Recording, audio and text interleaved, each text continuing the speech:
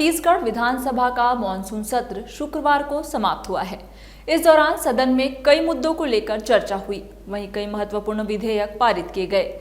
इस बीच अब प्रदेश के वित्त मंत्री ओपी चौधरी का बयान सामने आया है, जिसमें उन्होंने कहा, सदन में पारित हुए 5 विधेयक राज्य के लिए महत्वपूर्ण साबित होंगे।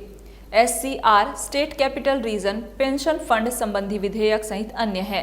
स्टेट कैपिटल रीजन के तहत रायपुर से राजनांदगांव तक अर्बन प्लानिंग की गई है। ओपी चौधरी आगे बोले, छत्तीसगढ़ को ग्रोथ इंजन बनाने की परिकल्पना की गई है। पेंशन संबंधित विधेयक पहली बार छत्तीसगढ़ ने लाया है। ओल्ड पेंशन स्कीम के कारण आर्थिक बहुत छत्तीसगढ़ के ऊपर बढ़ेगा, इसलिए अलग से पेंशन फंड बनाने का निर्णय लिया गया है। ग्रोथ और स्टेबिलिटी फंड माइनिंग से जो रेवेन्यू आता है उसका 5% अलग से फंड बनाकर रखा जाएगा। उन्होंने कहा, पूंजीगत व्यय के लिए सड़क पुल पुलिया उपयोग किया जाएगा।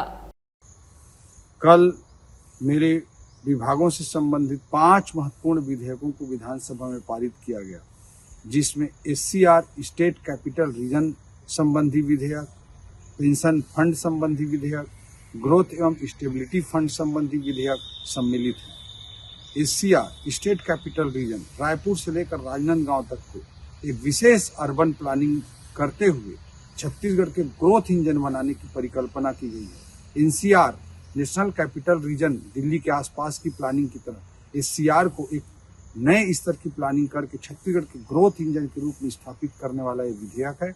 आने वाले 5 से 10 वर्षों के भीतर इसके महत्व को पूरा प्रदेश और पूरा देश समझेगा। छत्तीसगढ़ के आर्थिक विकास को नई ऊंचाई प्रदान करने वाला यह SCR एक नया इंजन साबित होगा। इसी तरह से पेंशन फंड संबंधी विधेयक को पारित किया गया है। ऐसा इस विधेयक को लाकर पारित करने वाला छत्तीसगढ़ देश का पहला राज्य बन गया है। OPS जो ओल्ड पेंशन स्कीम जो लागू है, उसके कारण आने वाले वर्षों में तेजी से पेंशन का भार बढ़ता जाएगा। इसलिए एक अलग से पेंशन फंड बनाकर हमारी सरकार ने मुख्यमंत्री जी के नेतृत्व में निर्णय लिया है कि हम उसमें जो पेंशन की लायबिलिटी है उसके लगभग 5% के लगभग पैसा हम लगातार जमा करते रहेंगे।